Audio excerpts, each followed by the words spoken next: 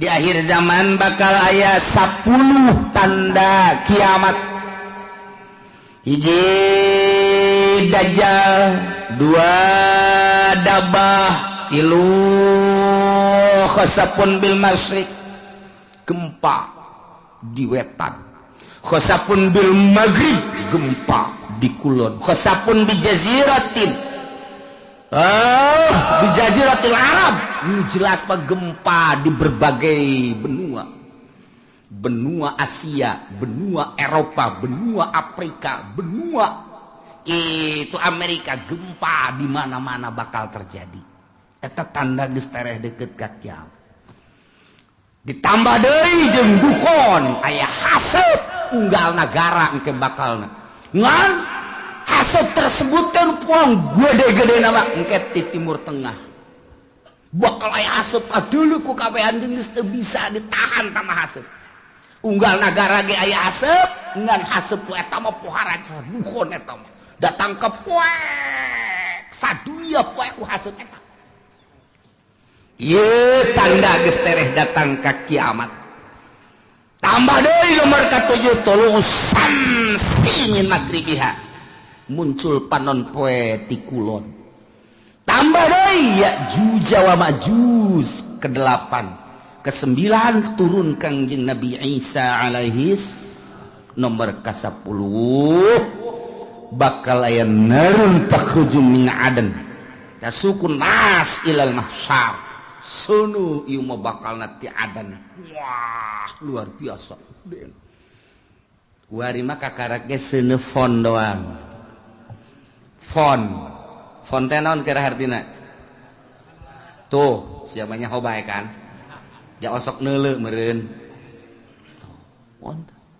Ieu dibawa ti negara ka negara terus aya nu nasional aya nu internasional diiring ku kabehan. Wah, dipuji-puji.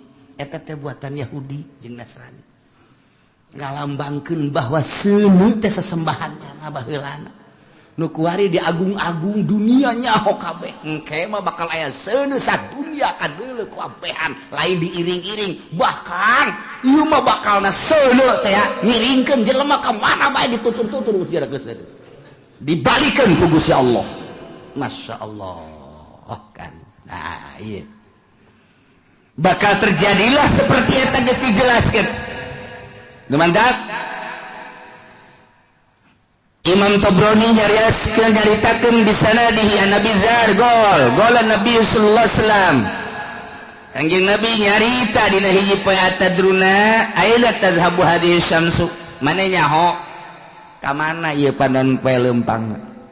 Iza gorobat di mana surup ka mana coba hayo. Qalu cak sahabat-sahabat Allahu wa rasuluhu alam. Gusti Allah sareng Rasul anu maha uning. Cek Kangjeng Nabi inna tadhabu illa mustaqar. Nyana leumpang ka tempat cicingna tahtal arsy dihareupeun aras. Panon poe ta unggal poe asal surup aya di handapeun aras. Tidinya manehanana fatakhir ngecungkel sujud ka Gusti Allah. Unggal poe ta panon poe teh kos kitu bae ta. Unggal poe takhirus sajidah fala tazalu kadzalik. Lamun ku Allah encan dititair tapi urang parji balik deui dina hiji. Eta manehna sujud bae bersyukur ka Gusti Allah. Cak Allah kudang panon balik deui ka wetan. Sakumaha biasa. Unggal poe asal datang ka handapeun aras sujud cak Allah hudang. Ayeuna balik deui. Balik deui kitu beta. Masyaallah teu eureun-eureun. Datang ka kuari masih keneh kitu bae. Bakal terjadilah engke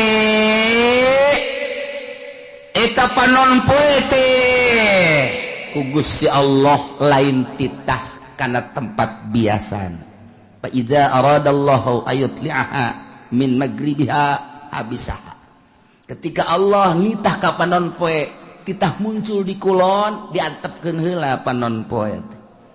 Henteu titah hudang ku Gusti Allah teh. Diantep bae. Datang ka kebel panon poe kok teu titah tanggah-tanggah ai. Kok teu dititah hudang ai cek Gusti Allah. kok diantep kieu datang kanaya panon poe teh ka Gusti Allah.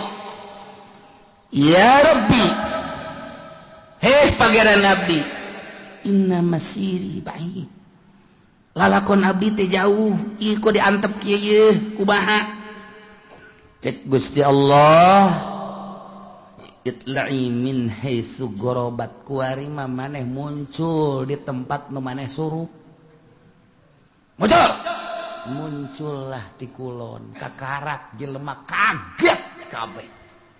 Weh, ja bener horeng nu dicarita-caritakeun ku kiai-kiai teh bahwa panon poe teh muncul ti kulon. Weh, bener. Kuari itu dulu kaget kabehan eta memehna teh poek 3 peuting. Memeh muncul ti kulon panon poe disekep ku Gusti Allah, ditahan 3 peuting. Kanyahoanana ku ahli tahajud. Nu tahajud Allahu Akbar, nu biasa 10 rakaat jam sekian.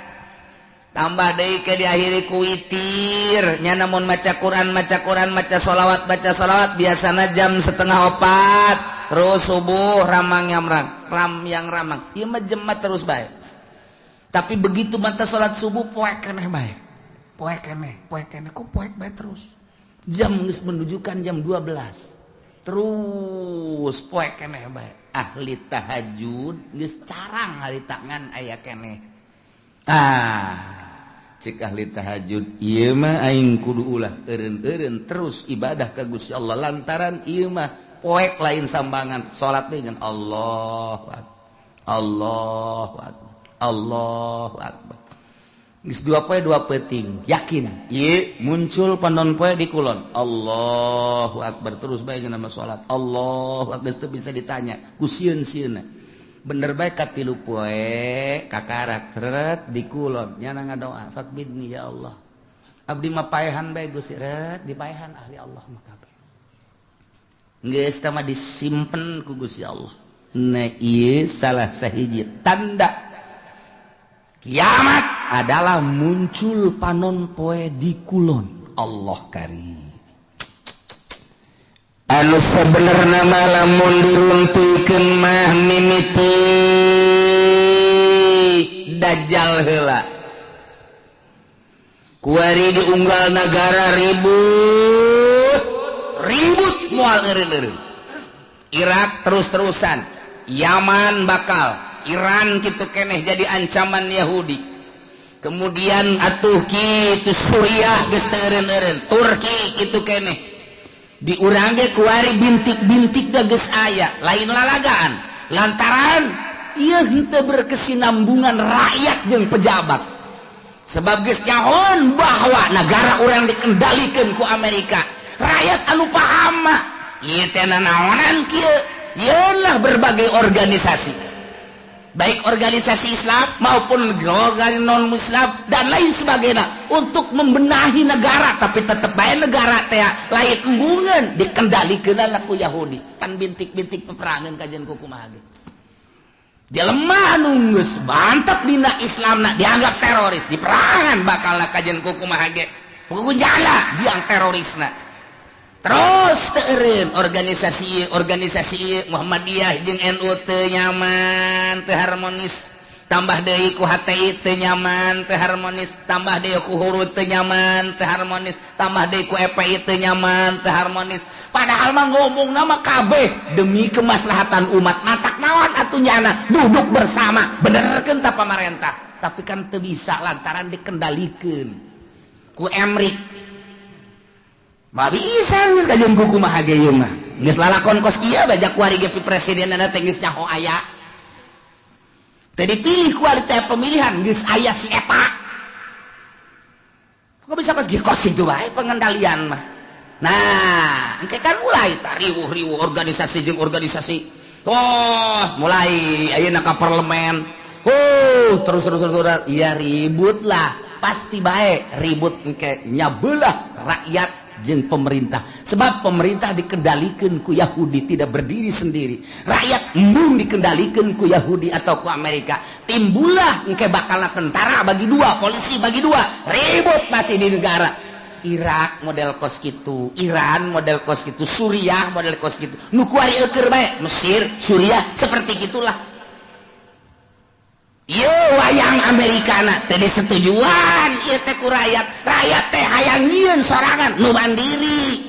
Kemudian geus aya di dieu boga lalakon. Ieu Amerika, nyieun jelema ribut lah, rakyat bagi dua, polisi bagi dua, ABRI bagi dua. Mesir model kos gitu.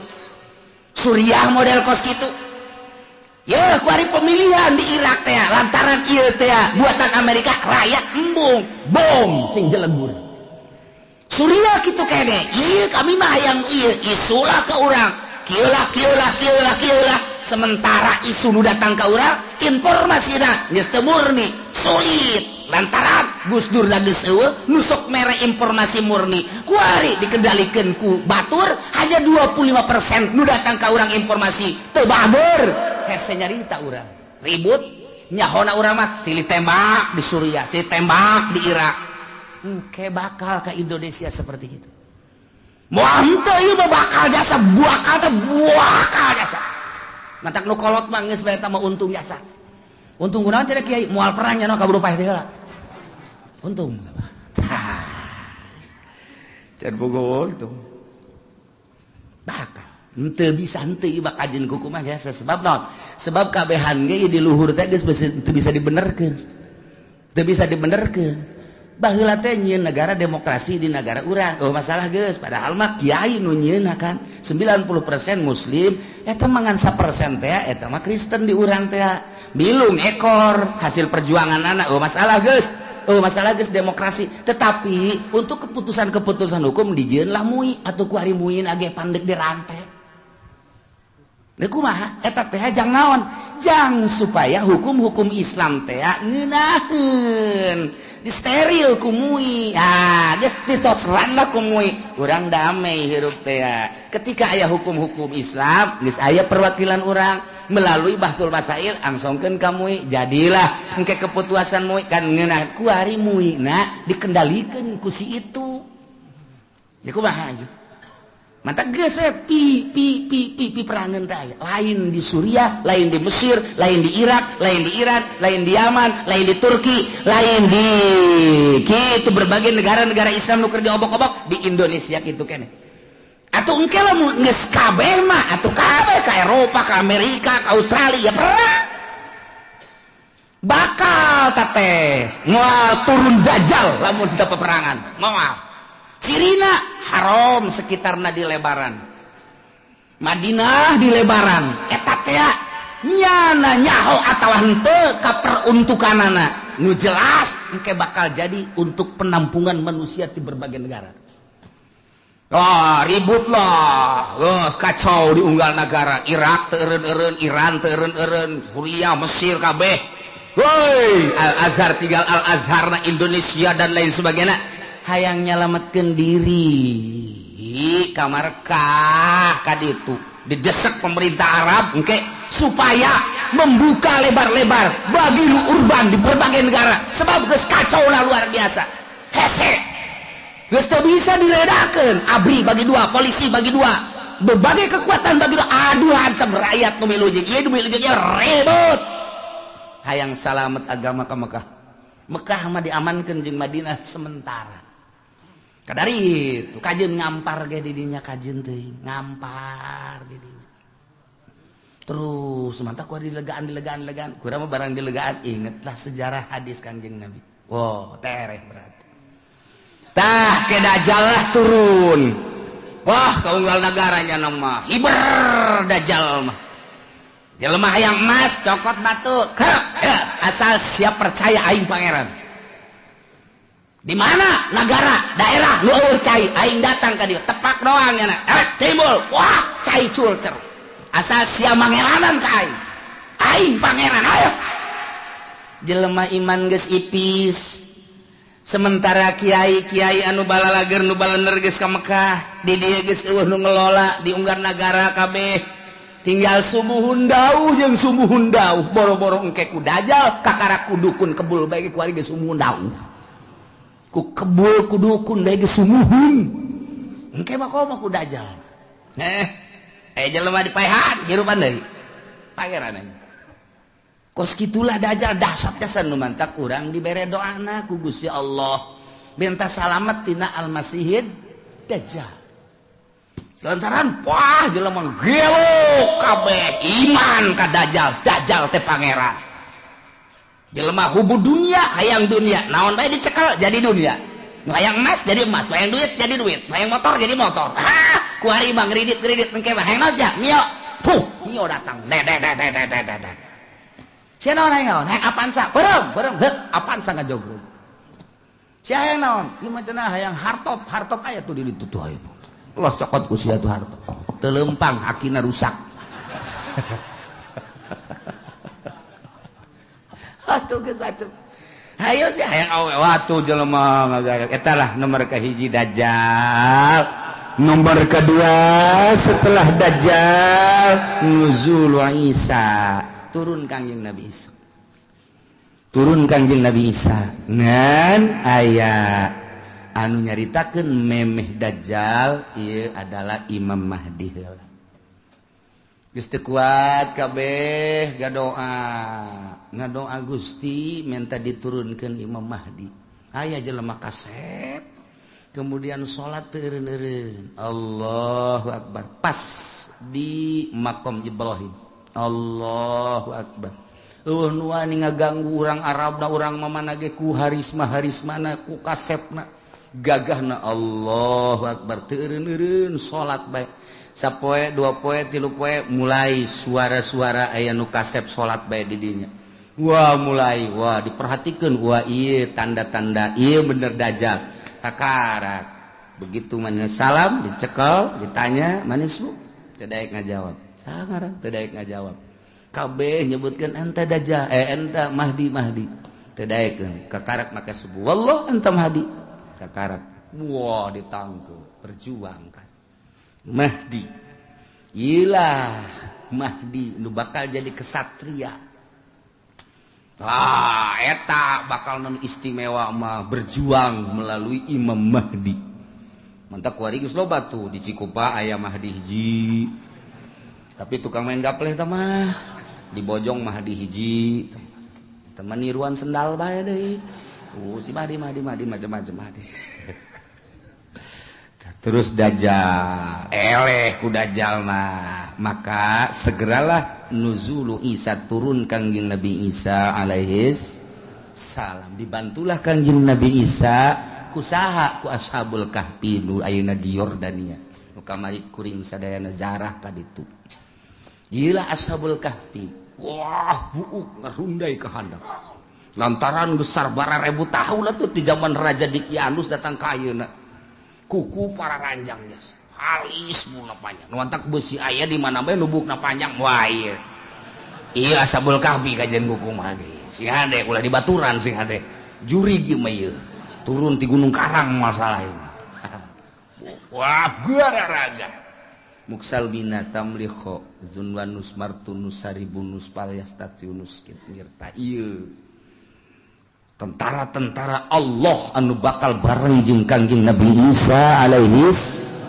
Dajjal diudang ku Kangjeng Nabi Isa umpat ka mana dia udang terus elehlah ku Kangjeng Nabi Isa Kangjeng Nabi Isa dakwah dirinya Masya Allah istimewa jasa terus Kangjeng Nabi Isa dakwah saha nu nyaritakeun bahwa kula pangeran batil bohong goblok cak Kangjeng Nabi Isa kula mah sakadar utusan Allah mata kurang lamun nyaritakeun kos kitu teh jelas kurang kuari pangeranan mantak pada tahun 300 sekian musyawarah konsili disebutna mun baheula konsili mun di urang mah muktamar para penggede begitu muktamar ngajelaskeun ieu teh untuk memutuskan apa Isa itu adalah Tuhan jadi dituhankeunana teh ku uskup-uskup eta teh hasil konsili jadi berarti hasil musyawarah jadi ngenuhankeun pangeran ngamangerankeun ka Kangjeng Nabi Isa teh adalah pada tahun 360 sekian ta eta teh meunang hasil muktamar jadi masyarakat supaya nyaho bahwa pangeran teh Isa hasil muktamar disebutna konsili keblon kan aya pangeran urang pangerankeun ju ayo geus urang pangeran mantap aya sababaraha mutamar anu hadir di dinya henteu milu ngamangerankeun ka Isa dibunuh pan. Dibunuh harita tetep Isa bayang. Jadilah datang ka kuari Tritunggal. Engke Kanjeng Nabi samarah. Saha nu ngajadikeun aing pangeran? Aing mah rasul. Anu kuari ngajalankeun syariat-syariat Muhammad. Akurnya ada jeung Kanjeng Nabi urang. Wai, malah kawin Kanjeng Nabi sapan baheula teu kawin, da ieu kuari mah kawin ke bakalna turun ka dunia, nyana dakwah terus. Wah, jelema istimewa kabeh iman. Nyana kawin ngan teu lila Kanjeng Nabi Isa diangkat deh maot Kanjeng Nabi Isa. Mulai kacau deui dinya mah. Ngan nu baragus geus mulai ku Gusti Allah langsung aya angin seger asal ngambe angin eta pae asal ngabang eta maut nu ibadah ka Allah maut ya Allah ya Rabbi tinggal Cameron bakukul geus luar biasa bakukul deui belah tidinya turunlah Ya'juj wa Ma'juj. Urang lamun nyarita dina Al-Qur'an aya Ya'juj wa Ma'juj anu dibendung ku kitu Zulkarnain. Urang mun maca surat Kahfi aya.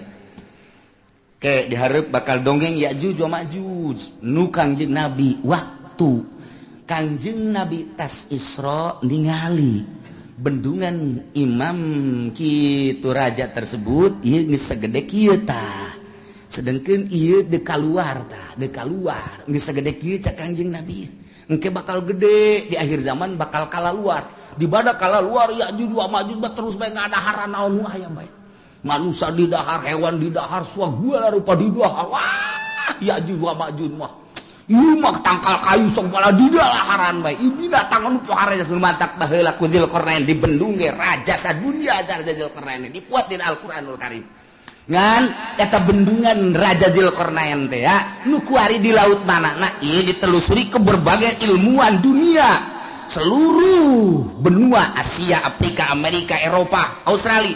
Ya urang teangan coba bendungan Zulkarnain teh di mana ieu sebab Ashabul Kahfi kanyahoan Kanjeng Nabi Syuaib kanyahoan dan lain-lain sebagainya kanyahoan urut Kanjeng Nabi Elut kamari laut mati aya kanyahoan kabeh aya ieu teh di dunia nu aya dina sejarah nu di Quran teh aya kabeh kemudian piramid aya Firaun aya dan lain sebagainya aya ieu bendungan Zulkarnain ieulah anu encan kapanggih datang ka perdetik ieu nah tapi geus mulai kuari kanyahoan geus mulai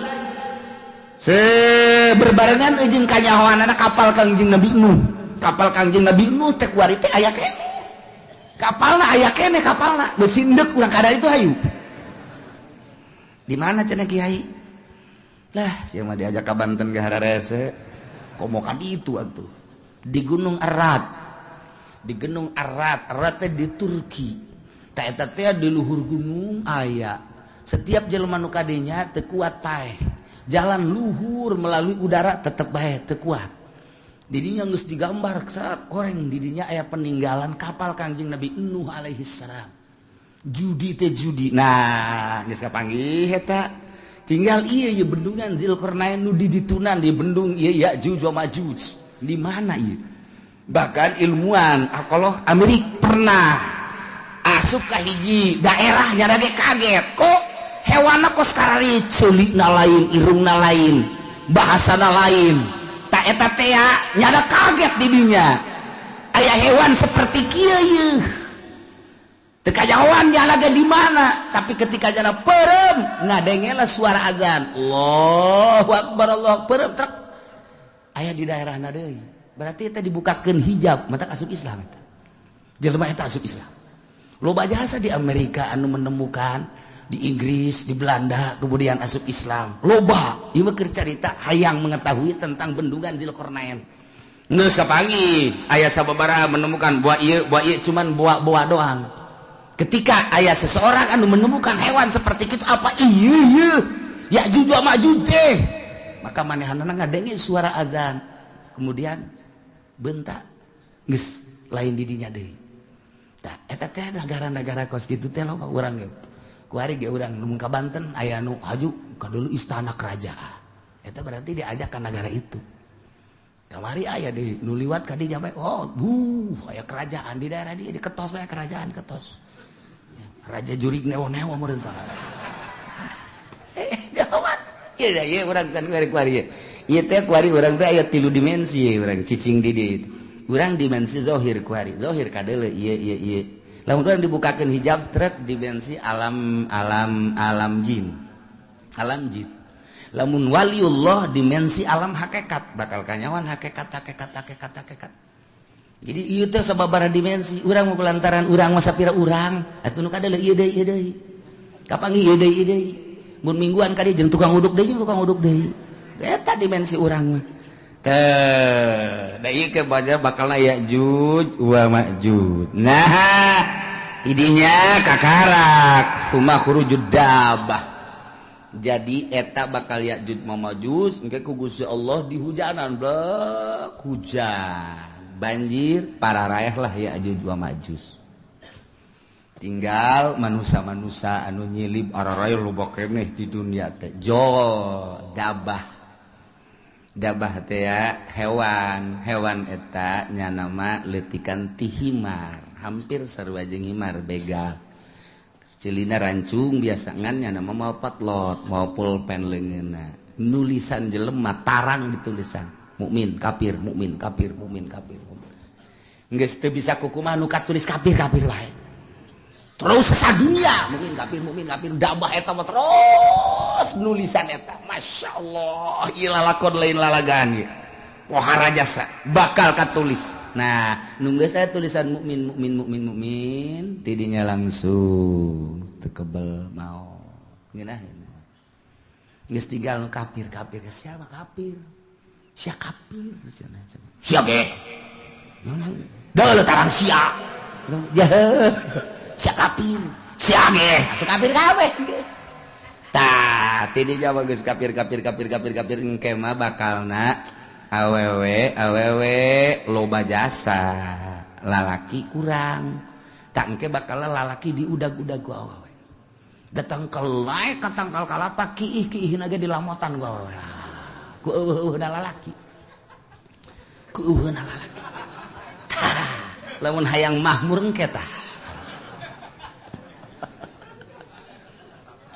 aduh haju deui zina teh kuari makan masih kena di kamar masih kena di kontrakan eta anu kelas di hatap nu belah ditu da mah tuh di hotel di tempat-tempat anu geus puguh lokasi-lokasina engke mah di sisi jalan kos kotok ieu hayang itu dibuka sleting beres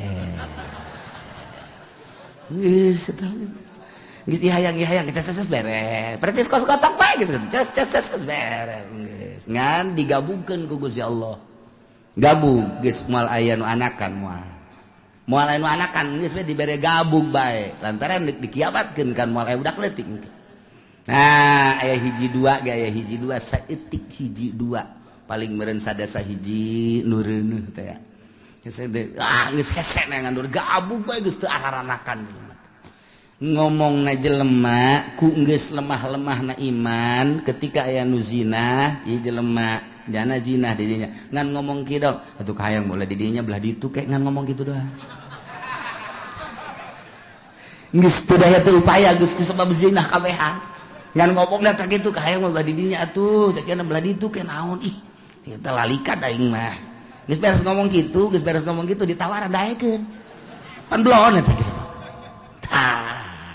iyalah bakal terjadi seperti itu. Masya Allah kakarak summa tulu usyamsi min magribiha kakarak muncul panon poe di kulon jadi muncul panon poe di kulon setelah Mahdi setelah Dajjal setelah Dabah setelah Ya'juj wa Ma'juj kakarak muncul panon poe numantak cek Kangjeng Nabi la taqumus saah moal waka terjadi kiamat hatta tatlu asyamsu min magribiha sehingga muncullah panon poe di kulon tah ieu teh ditangtangan ku kafir teh urang Quraisy nyahoon dina Taurat dina Injil geus dijelaskeun nu matak nyana lah aing mah daripada iman ka Quran jeung ka Muhammad maningan ge hiji bae aing cabut nyawa aing Nomor kedua mana yang disiksa ku Gusti Allah.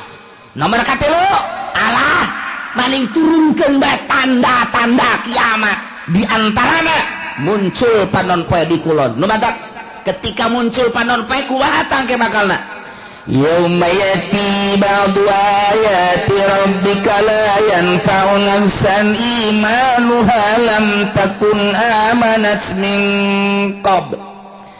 Dina poean datang sebahagian tanda-tanda pangeran yakni tere datang kiamat wahiyatul usyamsi muncul panon pemin maghribiati kulon. Sakumaha geus dijelaskeun di hadis Bukhari Muslim tah ketika muncul panon poe di kulon teh la yanfa'u nafsan imanuha lam takun amanat min qabl.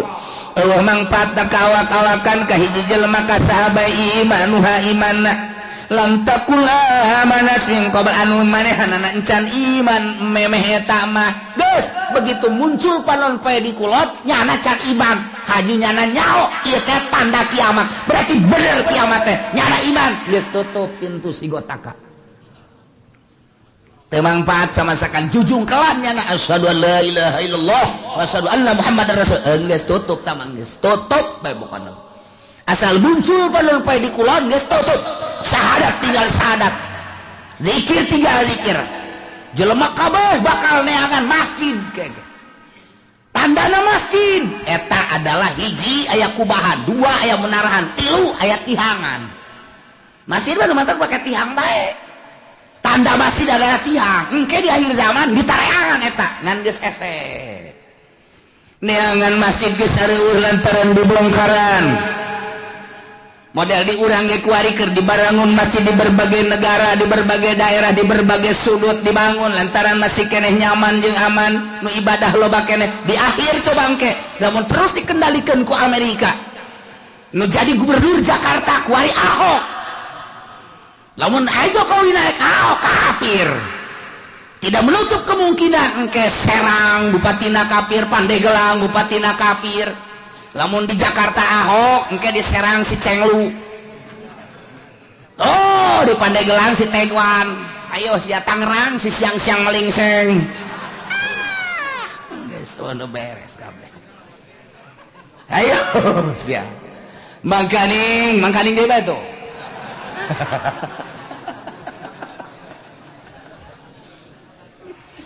Lipo keur dibangun BSD dan lain sebagainya bang didinya lah aya pusat-pusat kegiatan-kegiatan kafir nu geus kanyahoan bae gapan dinasa baheula teh didinya teh aya senjata nu sakitu loba anak deuk nanaon eta sa si Haryati Haryati teh saha hah sakar ngaranna nu boga nasa anu ditangkep teh pan sia nyaho pan babaturan sia Hartati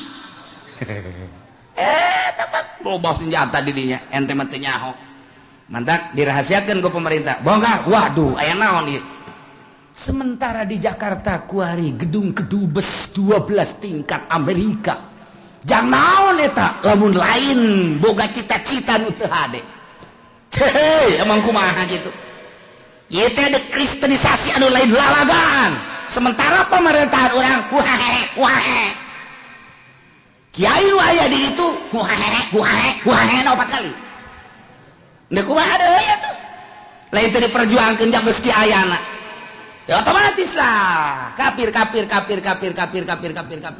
ya terus hasil dicokotan ku Amerika hasil dicokotan dan lain sebagainya urang dibangun kadeuleu geus lemahna di urang asal aya nu bergerak dianggap teroris asal bergerak dianggap teroris kan sararieun kabeh iman geus eueuh mulai gempor sudah tidak ada masjid-masjidan masjid paling hiji dua kan meureun anu dipertahankeun hayus ya tanah dibelian ku nyana nyeun gereja sadaek-daek ada kumaha deui hayu ya pemimpin urang eueuh nu handal eueuh nu kuat ayo deuk kumaha kabeh sumuhun dawuh ka Amerika.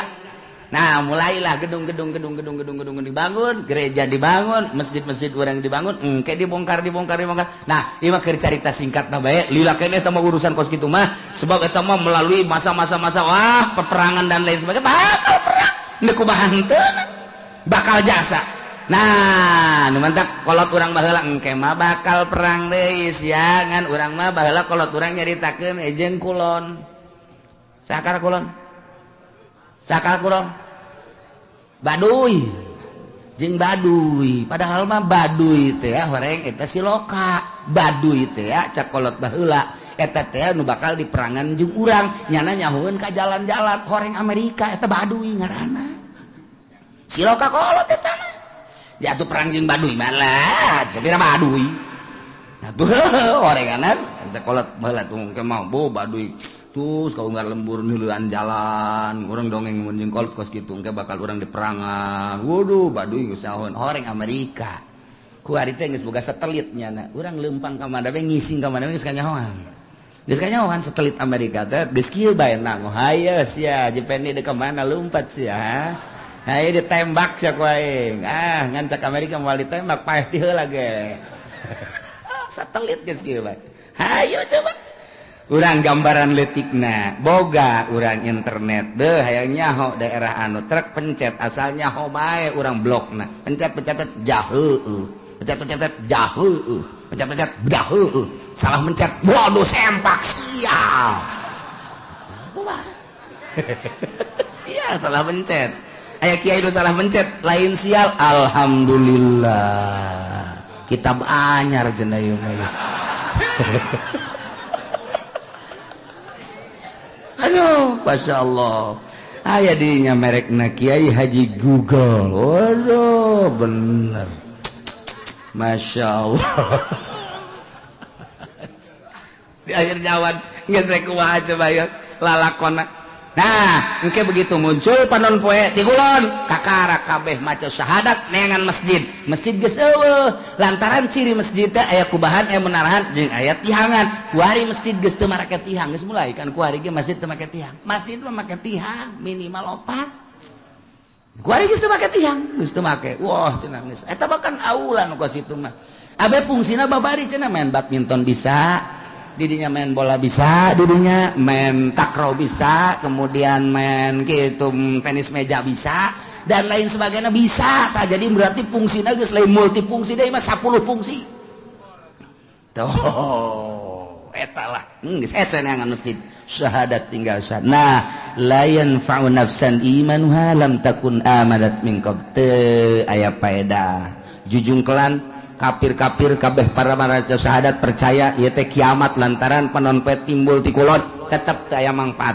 Aw nafsan lam takun kasabat fi imaniha atawa awak-awakan anu tadina manehanana teu pernah ibadah teu aya mangpaatna nyana iman nama ka Gusti Allah cuma teu pernah salat teu pernah puasa harita mulai tobat ka Gusti Allah la tanfa'uha taubatuha teu mangpaat tobatna geus bae doraka bae sanajan nyana tobat tutup pintu sigotaka tobat-tobatan hari itu lisat masya Allah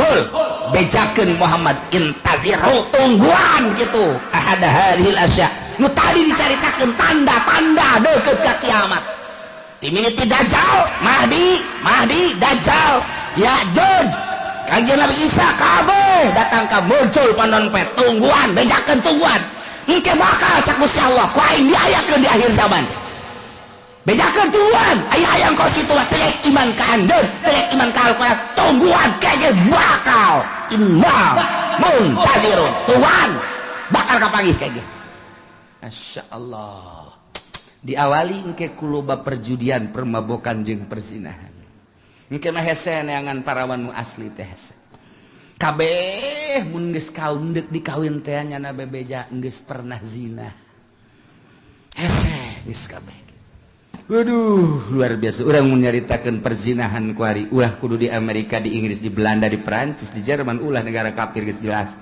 di urang ku ari siswa sekolah Bandung Surabaya hese nyaritakeunana di kontrakan jauh ti indung bapa cacak aya di hareupeun indung bapana nu ditalingakeun si hadesya reuneuh bae komo jauh ti indung bapana iman kurang duit kurang deui jang malayarkeun kontrakan atuh pandang karak kumaha deui kenapa pandang karak atuh ieu saya yang penting ada yang bayarin kontrakan sakena teh Enggak bagus gitu. Kececes beres-beres. Eta ya kececesan segala. Masya Allah. Nah iyalah caritaan kupar kures nunang tangan ka Kangjeng Nabi terpercaya ke Kangjeng Nabi jeung ke Al-Quran endahan manehanana nang tangan hayang paeh lah hayang datang siksa lah hayang tanda-tanda kiamat cak Gusti Allah geus bedakeun Muhammad ka manehanana tungguan ke bakal datang urang kuari geus ditungtung kuari mun ditingali sejarah target akhir zaman geus dara deukeut jasa sebab tanda-tanda deukeut ka kiamatna geus aya. Matak geus bae kuari mah urang mah sakadar ngaji ieu mah supaya nyaho jang naon jang supaya urang bisa mengendalikan diri abeh urang salamet fid dunya wal akhirah lantaran hese deuk dikukumakeun ge ieu mah geus bae urang jeung urang jang urang bae geus urang rapih ke anak urang di akhir zaman mah kuari geus teu boga TV teu boga HP teu ngridit wali geus sakitu ge geus teangan coba nu teu boga HP hese gas aya cenah kula teu boga kiai bener sia leungit can meuli deui laon bangga mah